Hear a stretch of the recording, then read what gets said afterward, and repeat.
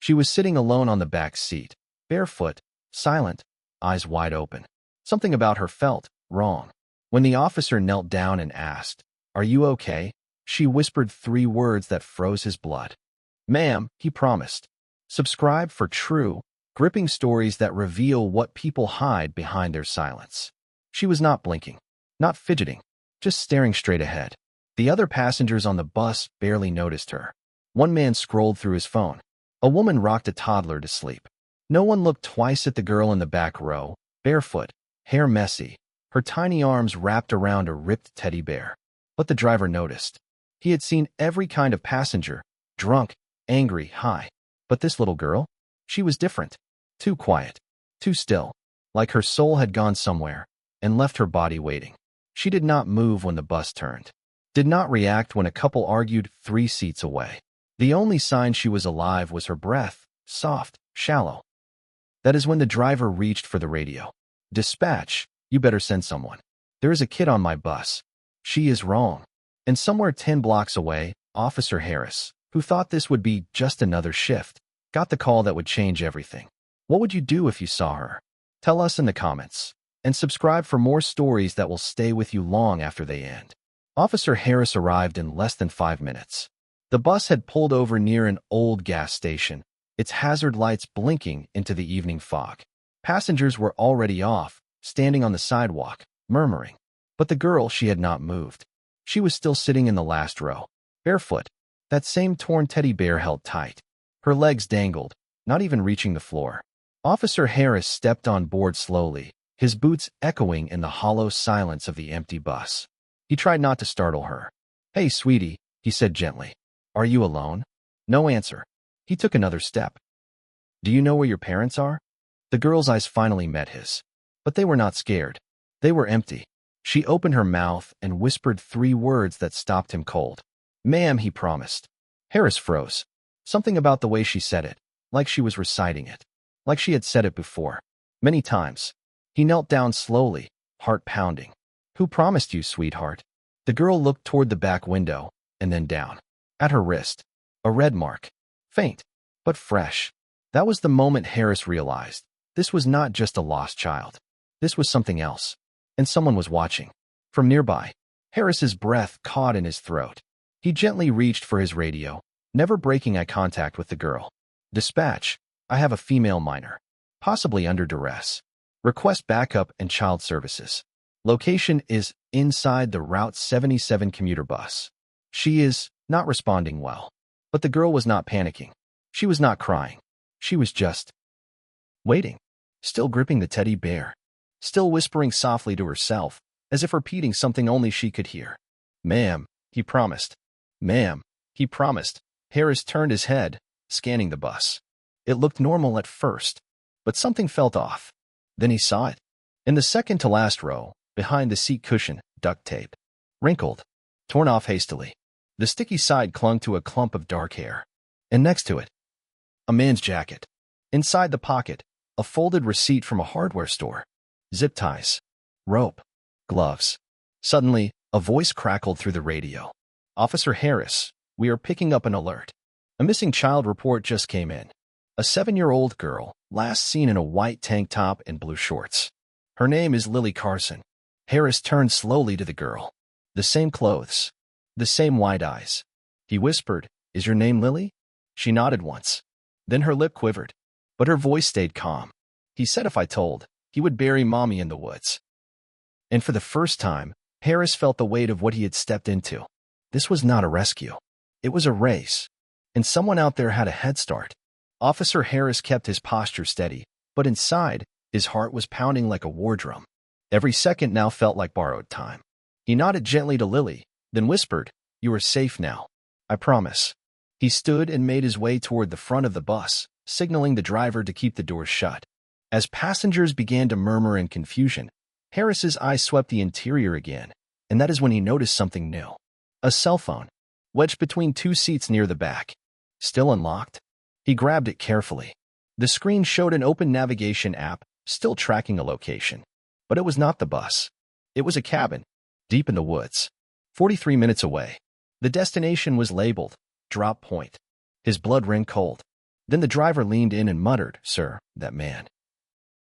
The one who got off at the last stop? He was sitting with the girl before you came on. Wore a dark hoodie. Kept whispering to her. Gave me a bad feeling." Harris's hand clenched into a fist. "Which direction did he go?" "Towards the trailhead. Pines Hollow. We are just 10 minutes from it." Without hesitating, Harris radioed it in. "Suspect on foot. Possible abductor.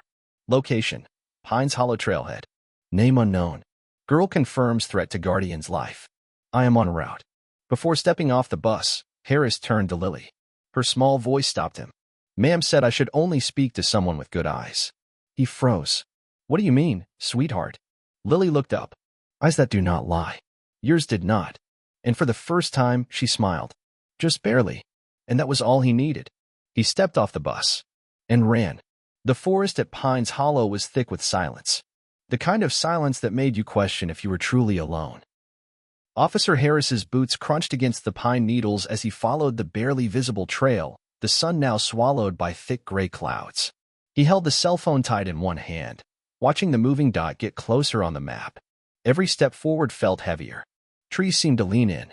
Wind whispered things that were not there. But Harris had heard worse, seen worse. He had looked into the eyes of children who had survived the unimaginable. In Lily's eyes, they were worse than any scene he had found. The GPS pinged 100 feet ahead. He paused. Ahead was an old cabin, partially collapsed, roof sagging, door hanging open. No sign of movement. But something made Harris slow his breath. He pulled out his flashlight and stepped forward. Then he saw it. A piece of cloth, pink, torn, caught on a nail at the doorframe. A child's shirt. Blood on the edge. He stepped inside. The smell hit first. Mold. Rot. And something else. Fear. The kind that clings to walls. The cabin was empty. Or so it seemed. But as his light swept across the floorboards, he saw scratches. Desperate, clawed scratches along the floor. Like someone had tried to hold on. Like someone had been dragged. Suddenly, behind him, a floorboard creaked. He spun around. Light shaking. A photograph lay on a broken table. 5 children. Smiling. One of them was Lily. And standing behind them, a man in a hoodie. The same one who had vanished. There was something scrawled on the back of the photo in a child's handwriting. He said he picks the quiet ones because they do not scream loud. Harris's jaw clenched. And in that moment, he realized Lily was not the first. She might just be the only one who got away. Officer Harris's hands trembled as he turned the photo over again and again, hoping foolishly that maybe he had read it wrong. But the words burned clearer each time. He said he picks the quiet ones because they do not scream loud. He tucked the photo carefully into his vest and radioed dispatch. Request backup at Pines Hollow cabin. Possible serial pattern. Repeat, possible child abduction ring. I need units now. Silence. Then static. Then a voice, not dispatch. Not anyone he recognized. Just 3 distorted words. She is watching. His blood turned cold. He turned the radio off. Whatever game this was, someone was playing it from closer than he thought. The cabin creaked as he moved toward a trapdoor partially hidden under an old rug. The edges of it were worn, scratched, clawed. He pulled it open slowly. A staircase descended into pitch darkness. He paused, heart pounding, flashlight aimed at the void. He called softly, "Lily? Are you down there?" No answer. Only a sound. Soft. Wet. Like something breathing through waterlogged cloth. Harris descended. Each step groaned beneath him, and the smell intensified. The basement was damp, unfinished, its stone walls sweating with years of decay. But there, at the far end, stood a mirror. Just a mirror. Old. Cracked. Filthy. Until Lily appeared in it. Not in front of it. Not near it. Inside it. Her reflection was smiling. But her face was blank. And beside her stood the man in the hoodie. Not moving. Not blinking. Just staring into the mirror from the other side. As if it were a window. As if he had been waiting. Suddenly, the basement lights flickered. Once. Then died. The flashlight sputtered. Then cut out. In the darkness, Harris heard one thing. 3 soft knocks. Behind him. He turned. But there was nothing there. Only Lily's voice, echoing around him like a memory. "Ma'am," he promised. Officer Harris's breath came in shallow gasps as he fumbled with his flashlight, smacking it once, twice, until it flickered back on with a weak beam. The mirror was gone. Or maybe it had never been there. But something else remained in its place. A journal, dusty, water-stained. And on the cover, a child's sticker that said, Lily's Rules. He opened it with trembling fingers. Each page was written in a shaky hand, some lines backwards, some smudged like they had been written through tears. But the stories were all the same.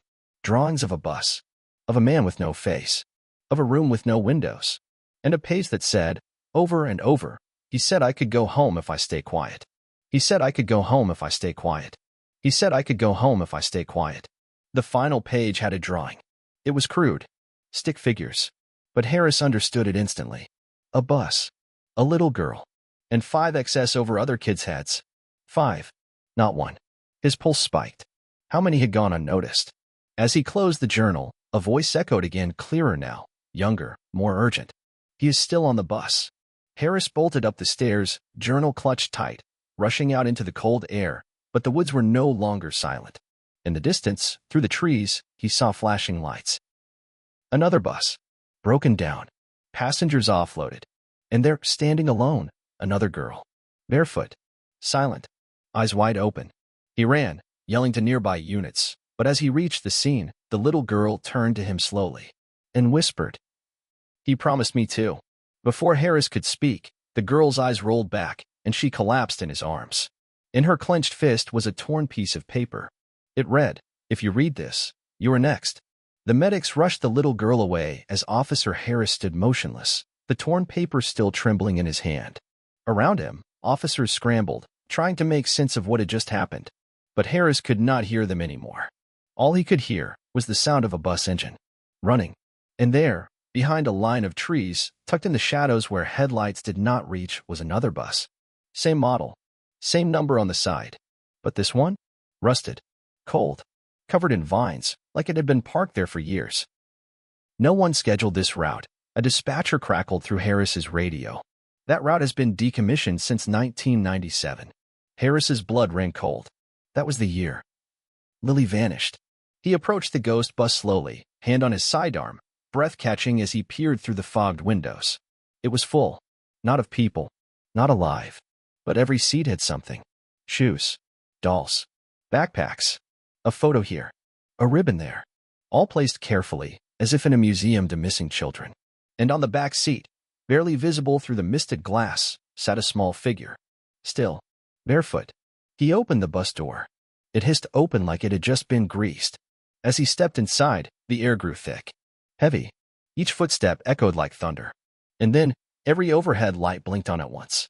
The seats were empty. Except for one. A man sat in the driver's seat, cap pulled low, hands frozen on the wheel. Harris raised his voice. "Step out of the vehicle, now." The man turned his head slowly. But there was no face. Just skin. Smooth. Pliable. Like wax. Then it spoke. "I only take the quiet ones." The lights cut out. And the bus engine roared to life. The paramedics arrived within minutes, but the girl remained unconscious, her small frame trembling in Officer Harris's arms. As they lifted her onto the stretcher, one medic whispered, "That's the second one this month." Harris spun around. "Second what?" The medic looked uneasy. "Second girl. Same condition. Same message. The other one was found near the train station. Said the same thing. He promised." Suddenly, Harris's phone buzzed. A restricted number. He hesitated, then answered. There was silence, until a slow, deliberate voice spoke. "You broke the rule." Harris's stomach dropped. "Who is this?" More silence. Then, "You should not have opened the journal." Click. He stared at the screen. Then the call disappeared. No trace of it. He rushed back to his cruiser, unlocked the evidence compartment, and pulled out Lily's journal. But the pages were blank. Every single one. No drawings. No handwriting. Just white paper. He blinked hard, flipped through again. Nothing. Then a new sound filled the car. Breathing. Not his. He turned slowly and saw her. Lily. Sitting in the back seat. But she was not blinking. She was smiling. Not a child's smile. A twisted, knowing, adult grin. Then she whispered, "He promised me I would come back, if I brought someone else." The car door slammed shut on its own. Locked. Lights flickered. The radio turned on. And through static, one final message played on a loop. "Ma'am, he promised." The police officer sat in his cruiser across the street, sipping coffee and watching the bus through the rain-speckled windshield. The call had been vague. Something feels off with a little girl on the Route 17 bus. He almost did not respond until he looked again. The girl had not moved in 20 minutes. Same posture, same stare. And the other passengers? They kept glancing, then turning away, pretending she was not there. The officer stepped out. Rain hit his shoulders like cold needles. As he approached the bus door, the driver opened it halfway and whispered, "Something is wrong with her, sir. She won't speak. She just keeps saying those same words." Inside, the air was thick and quiet. The girl sat at the very back, her bare feet tucked beneath her, her tiny dress soaked at the hem. Her eyes followed the officer like she had been waiting for him all along. He knelt down gently in front of her and asked, "Are you okay?" She blinked once. Her lips trembled. Then she whispered again, barely audible, "Ma'am," he promised. The officer felt his stomach drop. Something told him this was not just a lost child. Something had happened, and the truth was buried behind those 3 words. The detective's voice dropped to a whisper as she looked the officer in the eyes. "This is not a simple case of child neglect," she said. "It is deeper and darker." They looked back at the little girl, now sitting quietly in the precinct, coloring with a broken crayon. Her drawing? A house with no windows, and a man standing in the doorway, holding a leash. But there was no dog. They zoomed in on the photo of the girl found earlier. What they thought was dirt on her legs was ink. Faded numbers. Like something branded. One of the officers, a veteran from the Human Trafficking Task Force, backed away as if stung. "We have seen this before," he muttered. "Not in this state. Not in this country." Just then, the girl stood up, walked to the bulletin board filled with missing persons, and pointed. Her finger landed on a picture. A boy, age 10, missing for 3 years. "That is my brother," she said softly. He did not keep his promise. A silence fell across the room. Everyone in the precinct could feel it. This was not just a rescue. It was the start of something much bigger. The officer's body turned cold as the girl slowly pointed to a black duffel bag under the seat across from her. He nodded, silently signaling his partner, who had just stepped onto the bus behind him. The bag was large, bulging, almost too heavy for one person to lift. No name tag. No reason for it to be there.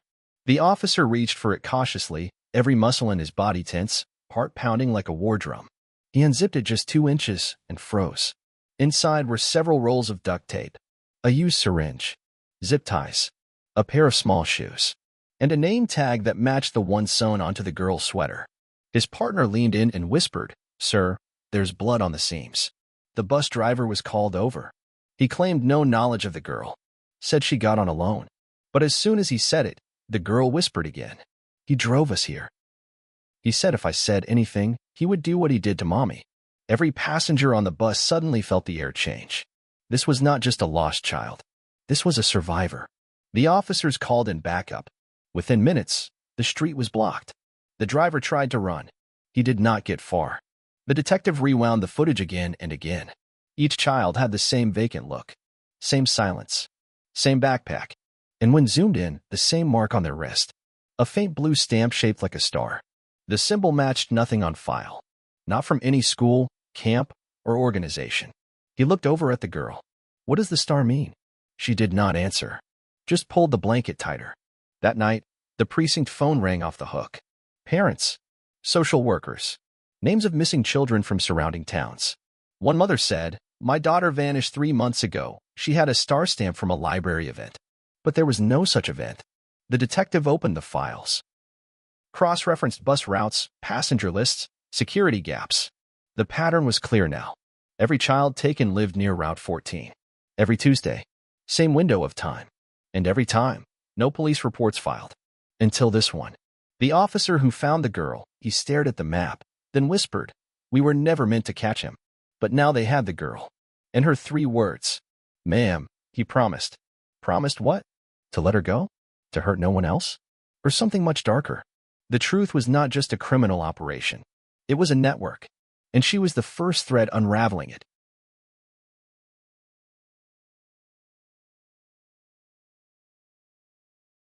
The room felt colder as the detective hit pause. Every officer in the station turned to the girl, who still had not spoken a word beyond those 3. Her tiny fingers clutched the edge of the blanket tighter. One officer whispered, "How many more?" But the truth was worse than anyone imagined. The footage revealed a pattern. Same stop, same day, same dead stare on every child's face. But when the detective zoomed in, one frame caught his breath. A missing child poster was pinned on the wall of the bus stop from 3 years ago. And in that one haunting frame, the child in the background was Grayson, holding a little boy's hand. The officer's voice cracked as he said, "We are not just dealing with a predator. This is a ring." The detective leaned in closer, eyes fixed on a single frame. One driver looked up at the camera, right into it, with a faint, unsettling smile. Not nervous, not guilty, just calm, as if daring someone to notice. The girl pointed at the screen. "That one," she said softly. "He told me to be quiet or the others would disappear too." Officers exchanged glances. There were others? How many? And where were they now? The room darkened under the weight of the realization they were not dealing with one man. This was a chain, a silent operation that moved through the city like a ghost. The footage cut to static for a moment. Then it showed something no one expected, last week's driver handing Grayson an envelope. Inside it were old bus passes and a photograph. A photo of a girl who looked just like the one sitting in the station now, only younger. The officer beside the detective whispered, "Sir, that is not the first time he has done this. This is a pattern, and we let him disappear every single time." Suddenly, everything felt heavier. The room, the silence, the guilt. The courtroom was packed. Journalists, families, survivors, everyone sat frozen as the footage played on the big screen. Mr. Grayson stood shackled, face pale, his hands trembling as the sound of the little girl's voice echoed through the courtroom speakers. "Ma'am," he promised. Gasps filled the room. Some wept. Others turned away. But the final twist came when a retired driver, now terminally ill, asked to testify. With tears in his eyes, he revealed that the ring was deeper than anyone thought. "We were told to stay quiet, or our own families would vanish next," he confessed. Mr. Grayson was not acting alone. The syndicate involved included respected figures, businessmen, law enforcement, even school officials. In the months that followed, dozens were arrested. Laws changed. Hotlines were created. And hidden cameras were installed on all city buses. As for the little girl, her name was Ava. She was placed with a loving family far away from the city. She never spoke about that ride again. But once, during a quiet night, she looked up at her new mom and whispered, "He promised to take me to see the stars. I think I finally made it." And just like that, the silence she once carried became a voice that saved others.